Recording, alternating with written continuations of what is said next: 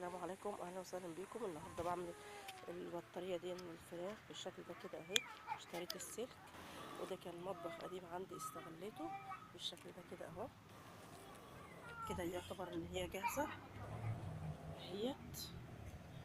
اشتريت السلك ده عموما، السلك ده كده اهو، المتر منه ب40 جنيه بالشكل ده اهو. وانا دقيتها بالشكل ده كده اهو، دقيت الخشب دي كده عليها اهو.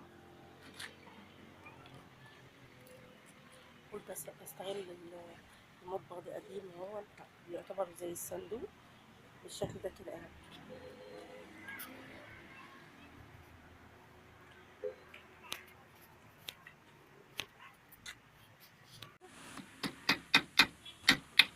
وهنبدأ ندق كده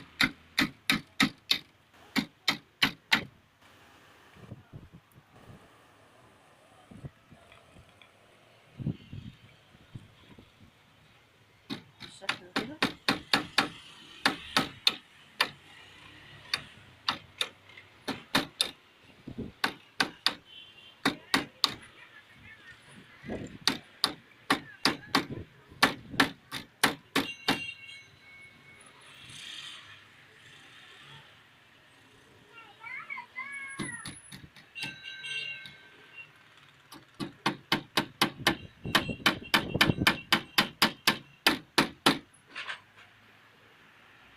انا دقيت فيها بس هشدها الحته اللي مفيهاش مسامير بالشكل ده كده اهي،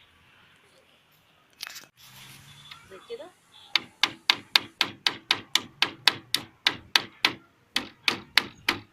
بالشكل ده كده.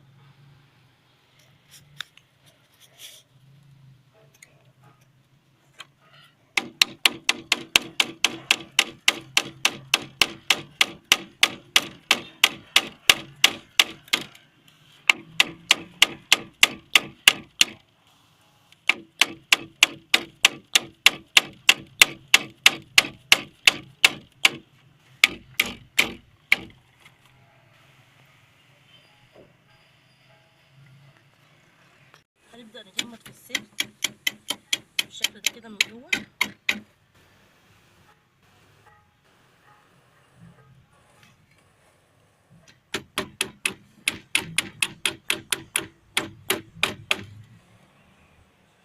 هي لسه برضه هتكمل، لسه هنعمل لها رجوع عشان تعلى عن الارض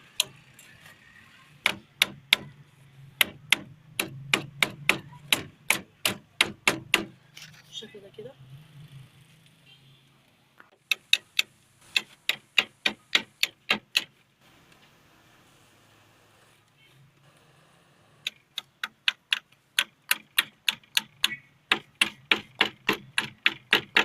بالشكل ده كده اهي. لسه الرجول هنعليها وبعد كده ان شاء الله هوريها لكم. دي البطارية ازاي تقدري تعمليها في البيت بطريقة سهلة وبسيطة، مش مكلفة حاجة خالص. تقدري تربي فراخ بيضة في البيت بالشكل ده كده اهي. انا عملتها اهيت، لسه عماشة من فوق. بدل ما تشتري فراخ هتربيها في البيت. لو عندك مكان في البلكونة، لو عندك مكان في البلكونة تقدري تربي فيه بطريقة سهلة، احسن ما تشتري بالغالي من بره. مهما كان الكتكوت غالي بس هيبقى اوفر ليكي، والعلف غالي بس هيبقى اوفر ليكي من الشراء بره. هتعملي اكتفاء ذاتي في البيت بالشكل ده اهي، من مكان صغير تقدري تربي فراخ بيضة. اتمنى الفيديو يعجبكم، والسلام عليكم ورحمة الله وبركاته.